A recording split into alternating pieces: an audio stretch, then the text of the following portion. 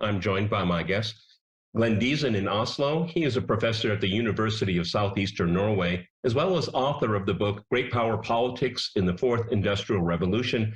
And in Marrakesh, we cross to Martin Jay. He is an award-winning journalist and commentator.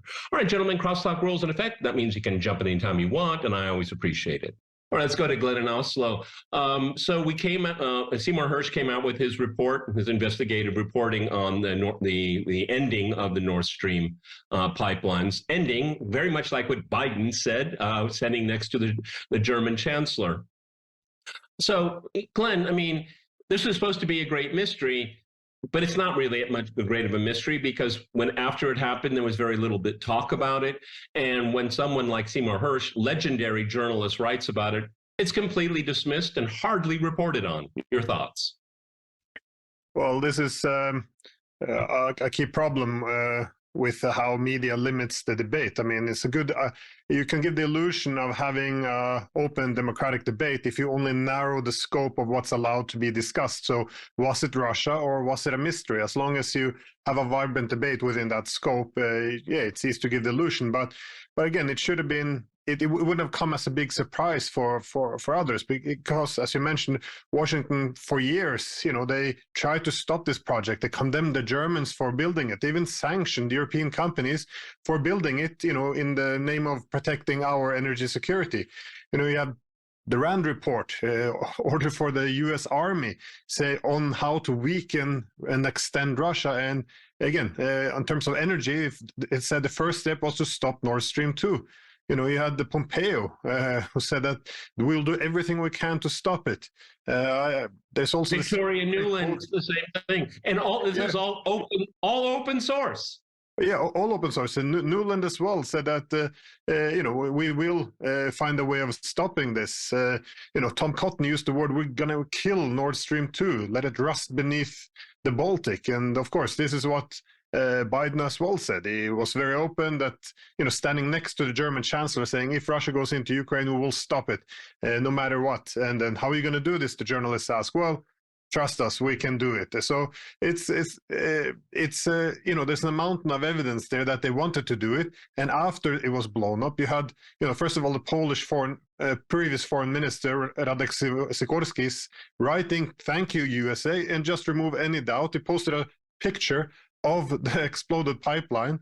And then you had Anthony Blinken coming out in the media saying, this is a tremendous opportunity. Now we can finally replace Russian energy and with American. And again, and only recently, Victoria Nuland came out once again, instead of, trying to cover her own back, she made it very clear that she and the United States administration were very gratified that Nord Stream now was a hunk of metal at the bottom of the sea. So, if this was a open debate or a trial, you would have very strong evidence here that perhaps the U.S. has a finger in it. You didn't even mention the details of Seymour Hersh's article. You gave all the open source here, and then we have his article kind of connects. So let me go to Martin here. Yeah. Martin, for me, it's kind of like an inverted O.J. Simpson case. Okay, O.J. was let off. Okay, fine. He didn't kill his ex-wife and her boyfriend. Then who did? Okay, I mean, this is, see, but the U.S. and its allies will dismiss this. The media won't talk about it. So if it's what Seymour Hersh, probably one of the greatest living journalists of our time, if he's wrong, then who did do it? There's no interest in that either. Martin. No, it just goes completely against the narrative which has been fed to the journalists. Nobody wants to go there. Nobody wants to deal in nuances. And I don't know about the reference to OJ. I'm worried that Seymour Hersh is going to end up driving across America on live TV with people chasing him, because I think he's heading towards a massive character assassination. I can't imagine a Western. It's already started. It's already started. Don't be surprised if they find child porn on his laptop, or he's fiddled his taxes, or he beat up an ex-wife, or is involved in criminal gangs. I mean, anything is possible. But the story is an epic piece of investigative journalism. It really is stunning in its detail, in its chronology, in the fact it's just every paragraph is endorsed, is verified, is backed up. It just throws up so many extraordinary questions. I find it extraordinary as a journalist who's been covering a lot of these countries that have been victims of a US intervention, how oil or oil pipelines just keeps on coming up again and again and again. When you look at US intervention, it's either something to do with trying to find free oil or very cheap oil, and it's nearly always to do with pipelines. Even Afghanistan was actually a story about George Bush Sr. trying to nail a huge energy deal for a Californian company, trying to build a pipeline right across the country and negotiating with the Taliban in the late 90s. It was all about oil and pipelines. And again, it's the same story with the Ukraine war. What this proves, the incredible piece of journalism proves beyond any doubt, is the Americans, the Biden administration lied and lied and lied. And everything that we see and hear from the mainstream media is just a huge lie. You know, it was that you talked about the reference to how it was a mystery. This was the New York Times. This wasn't some tabloid you haven't heard of in the UK. It was the New York Times, probably the biggest giant out there in print today. So, you know, and Reuters even today, I noticed, referred to Seymour Hersh's article as a blog. I mean, think about that. You know, he's rattled the establishment, you know, with this piece. But it does. Well, he rattled them. You know, he's been rattling them since the My Lai massacre. Okay, yes, he did publish his work on Substack because he's been so discriminated against because he annoys the powers that be. It's as simple as that. Yeah. Calling it a blog again, you know, Glenn. You're in Norway. Norway is implicated in this investigation here. What's the reaction in Norwegian media and the government here? Well, one of the newspapers only had one word in the title, which is nonsense. But it's kind of well, it's very dismissive, and I think it's unfortunate because I think for media they really need to only ask two questions: is this true? That's what they have to pursue, and is it of public interest? Now, the truth aspect, you know, that would require them to do some journalism and follow up on these leads, and of course, it's of public interest. But the journalist no longer asks the two questions. Rather, if you look in the reporting, the only question they seem to ask is, will this information assist NATO or Russia? And if it's seen as favoring the Russian narrative, then suddenly it goes down the memory hole. And it's very unfortunate because I think a lot of these journalists, they think they're doing us a favor by skewing all the reporting. But at the end of the day, you know, people losing trust in media, and also they're taking us down a very dangerous path, you know, towards a possible nuclear war. So I don't think they thought this very well through. And so again, a lot of the comments were whenever people make arguments, which, you know, doesn't matter how much fact they're rooted in, people assess, well, does it lean towards favoring Russia or NATO? If it seems to favor Russia, then they always go after the person. They don't address the argument. So Seymour Hersh, you know, how is he reporting media now? Well, he's a former investigative journalist, apparently not anymore. He's old. He might be senile. He's accused of being a Putinist. And of course, he's posting this in a blog because he's, you know, over the hill. And this is one of the most respected investigative journalists of our time, not only, you know, revealing this massacre of My Lai in Vietnam in the 60s, but also, you know, the Abu Ghraib prison scandal in the 2000s. I mean, surely his case deserves to be heard. And if, again, maybe he's wrong, maybe it's over the hill, but the weakness of the paper, I would say, was that it's based on a source which can't be confirmed. On the other hand, the strength is, as Martin pointed out, the huge amount of details. You know, this is a lot to follow up on. We don't have to take Hersh's word as gospel, but surely there's a lot. Journalists should get all this information, a lot to latch onto. Let's see where this goes. But again, if it goes towards a point which is seen as weakening the NATO and Washington narrative, we don't want to follow this path. And again, it's I think it's a disgrace. But Martin, I mean, I'm glad that the element of detail was brought up. When I read it, I just thought this was, I mean, if this is a fake story, he invested an enormous amount of time and effort in making up those details there. But Martin, it's important to understand, I think, is that, again, we went over the open source information here. Then we have this investigative journalism, and they fold into each other just perfectly. I mean, I think think both of you and our viewers, when they were reading the article, realized, oh, okay, that piece fits there. That makes sense because we knew this in advance. I mean, there's no refuting of facts. There's just a refuting of him, Martin. Yeah, it will become intensely personalized. It'll be all about him. But I did some Googling beforehand, and I noticed that the story is being picked up quite a lot around the world. So usually in this situation, at a certain point, the American journalists are almost obliged to actually, follow up and actually report the reported. And I think that's what will probably happen in the next couple of weeks. Fox are using it as a way of attacking the Biden administration. I suppose that's to be expected. I would take Glenn's point to task about the source. I think there was more than one source, if I remember. I'll have a look at it again, but I think there were a couple of sources. But as a journalist, we tend to look at the tiny details, and we notice that there is a certain resonance in the article of bitterness from these sources who seem to be on Biden's side. The intelligence community hates nothing more than a president who is sloppy and indiscreet with operations that are undergoing or about to undergo. And there's a few side swipes of that. They was quite shocked about the statements Biden made, about the undersecretary's statements as well. It was all very indiscreet. So I think that's important. But for me, their article really does throw up some incredibly important questions. Is Germany then just America's? Okay, that's exactly what I want to ask both of you here.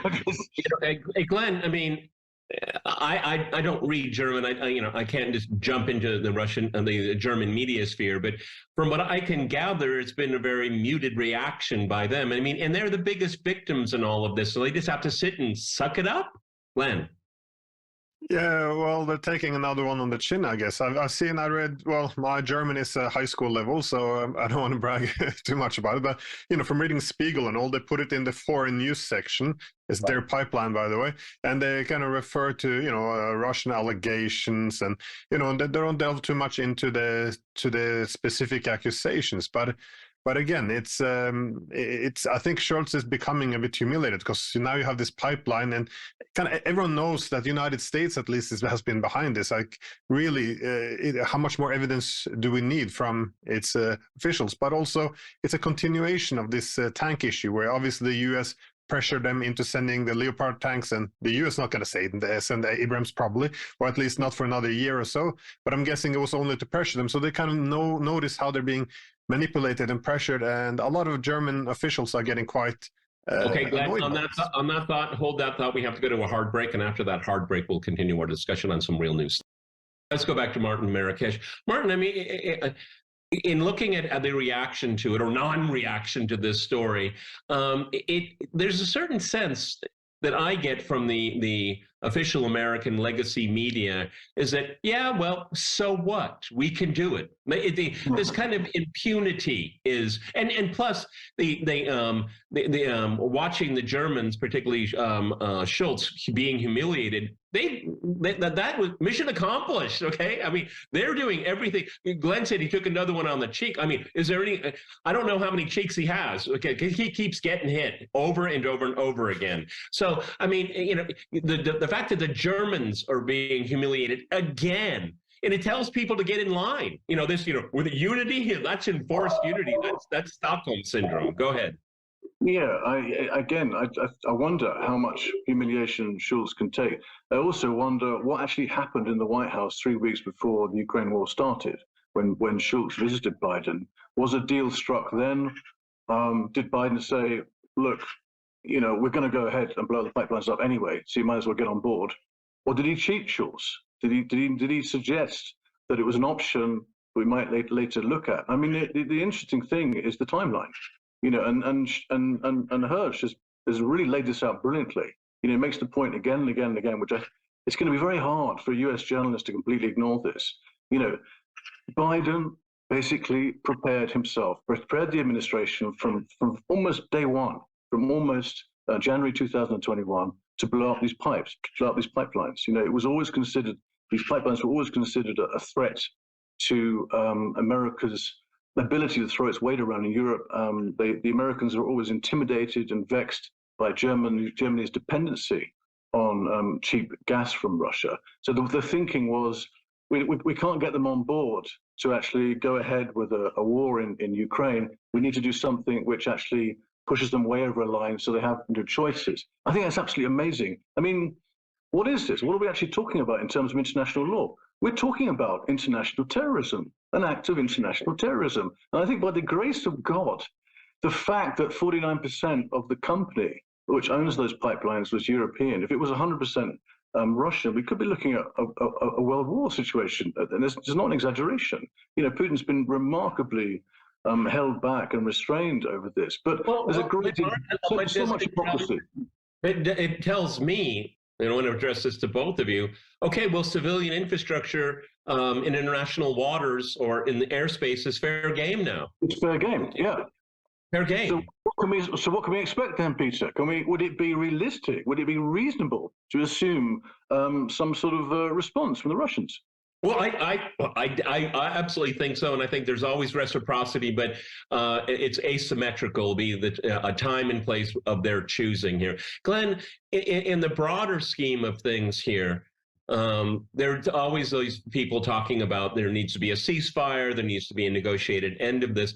But if you have an administration which, you know, the investigative integrity that Seymour Hersh brings to this here, I mean, what are the Russians supposed to say? I mean, you deny something that is patently obvious. All of the Minsk process, all of these things, you've been duplicitous every step of the way. But now you're going to be honest with us. It doesn't work that way, Glenn. Yeah. No, but it doesn't matter, because I think it's as if it doesn't happen, because the media, again, as I mentioned, they don't really report on it. We had, with the Minsk agreement, was 7 years of sabotaging it very openly, the US and UK especially, and there was never any reporting. Even when Zelensky was saying we're not going to follow this anymore, the media still reports that, well, Russia's the one not implementing it. And, you know, the text is there black and white, so it was all nonsense. And even now, after Russia invaded, you have, you know, the Israeli prime minister going out, former prime minister Bennett, actually saying, listen, the Ukrainians wanted this peace agreement, the Russians wanted it. This is early March. We could have done it, but the West said no, especially US and UK. They wanted to continue this to smash Putin. They foresaw an opportunity to fight a proxy war against them. So, you know, no matter what, doesn't matter what the Ukrainians wanted, that's why they put the block down. Then the Israelis are pushed out as negotiated. The Turks take over. The Turkish foreign minister says the same thing. We were close to deal. Both sides wanted it. And then the West stepped in and said, no, we want to fight Russia now with these Ukrainians. So no matter what the Ukrainians want, we'll continue. And you also have these reports by Fiona Hill and her colleague, you know, in foreign affairs. These are people who are top in the intelligence network in the US, and also Democratic you know, not leaders, but, you know, high up in the Democratic Party. They also wrote in Foreign Affairs. Yeah, they were close to an agreement. And what Russia, most important for it, wanted only for Ukraine to commit itself not to taking more NATO and US weapons on the Russian borders. That's what Russia wanted. Ukraine wanted its territory back. So they were very close to a deal. And then what happened? The Americans, then the British steps in and offer all the weapons in the world if they send all their men to the front. That's what Mitch McConnell said as well. It's all nice and well and dandy, this old idea of, you know, how brave Ukrainians are, but this is ultimately about American interest. We have to knock out Russia. That's our goal. You know, Lindsey Graham saying the same thing. This is a great deal for us. We promised Zelensky would provide all the weapons in the world, and he just has to send all his men, you know, fight to the last man. That's his word, fight down to the last Ukrainian. And then all of this goes under the umbrella of we want to help them. Like, we have screwed over the Ukrainians from day one. Apologize for the language, but we have, you know, this, and then we call it helping. I find it so cynical, and it's disgusting. It's horrible. Well, you know, Martin, I mean, future historians will maybe explain to us why the Zelensky gang is saying, yeah, we'll sacrifice our people, okay? I mean, that's really, truly extraordinary. Glenn? But my point is, it's absent from the media. Like, you know, you have the Israeli prime minister sitting there saying it word by word. There's no denial afterwards. And the media sees it and they say, is it true? Yes. Is it the interest of the public? Yes. Will we publish it? No, because it strengthens the Russian narrative. So it disappears. And that's what I mean. The reality no longer really matters if you don't want to report on anything. And so it's a very dangerous situation. And it's very interesting. I mean, again, this a propaganda machine, protecting Ukraine's sovereignty, while the U.S. has no interest in protecting its own southern border. But that's another topic for another program. But I mean, talking about Ukraine's international standing and existence here. But what the destruction of the pipelines is basically telling Germany, you have no sovereignty in any sense of the word. We will determine your interests, okay, and we will act upon them, particularly when they're not in your interest. Martin. Yeah, and then going back to Glenn's point, I think it's absolutely true that everything is there. All the evidence that you need to look for is already there. It's already on the net, or it's already been recorded. It's on YouTube. It's there for people to see, and the journalists are just choosing not to see it. It wasn't just the peace talks in March, I think, which seemed to have gone to an 11th hour where both sides could have agreed, which was scuppered by the Americans and the British. It was actually, it's worse than that. If you look at the timeline and go back to Biden's inauguration, or just before, I think in December 2020, the Russians, correct me if I'm wrong, sent a document to the Americans, which basically set out what they would like America or NATO to do, which is take this concept, this idea, this notion that Ukraine could be a NATO member off the table. That's all they had to do. It doesn't seem like, and we look at it now, it doesn't seem like a big deal now, because actually it's already off the table. So that gives you an idea of just how simple, how light the offer was. It clearly, this administration from the very, very beginning had the Ukraine war in its sights. I might even go as far to say is that they actually planned it. I mean, when you know something is about to happen and you sit back and prepare yourself for it so that you profit on every level. And that's what really Biden's done.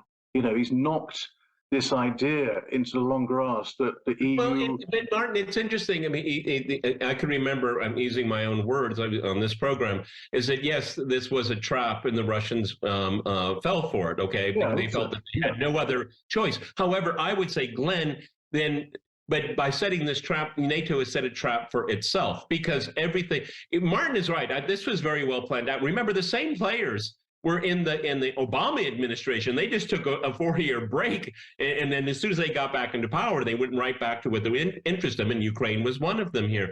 But the assumption that the Russian economy would collapse, it'd be an uprising, it'd be regime change, that was all part of it too. Okay, that didn't happen, and I think that's the quandary that they find themselves in here. And what is inexplicable for me, and again, I want to go back to it, Zelensky and his gang volunteering their own people. Okay, for the U.S., empty their storage, stocks and all that. That's all nice and fine. Print money and until the cows come home. But giving up your own people, it's truly extraordinary. Go ahead, Glenn. No, it is dreadful. And I just very quickly, I just want to add something on the German aspect. I mean, imagine being a German politician or a journalist now. There's no evidence that Russia, blew up its own pipeline. It never made any sense. And also they admitted there's no evidence. And yet you have to refer to a Russian playbook or some propaganda, while the Americans, top official on the other side of the Atlantic, standing and celebrating the destruction of the pipeline. You have to sit there and pretend no, it's just propaganda. It's Russia. It must be a horrible situation to be in, and they can't, report on facts either. So, but no, well, I agree. It's Stockholm syndrome. I mean, they're really captured. The politicians are captured. The media is captured. Everybody knows the truth. Anyone that is interested in the story can figure it out pretty easily. I'm not a brain surgeon, but I mean, everything that was laid out made sense to me. And I said it from, it's obviously who did it, because who benefits from it? That's all you have to ask. Go ahead. Well, Washington's been very open, for past, 10, 20 years about its objective of trying to sever the Russian economy from the European, especially the Russian from the German, because this is something, that would undermine America's role.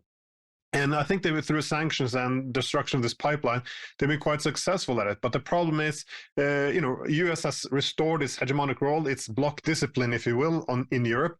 We're all now bending to Washington. But the problem of this whole thing was the world is no longer Western-centric. There's this huge part of the rest of the world. So, Russia sending its energy, not even to its allies who oppose America, but even India.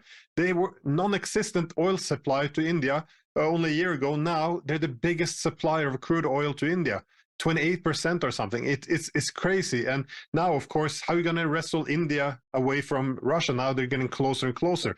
It might even be problematic to push the Indians against China, because the interest of China in India alone has changed so much now. So I think, yes, the US restored hegemony in Europe, but they have growing multipolarity in the rest of the world. Okay, well, that is a topic for another program. Okay, we've run out of time here. Fascinating discussion, gentlemen. I want to thank my guests in Oslo and in Marrakesh.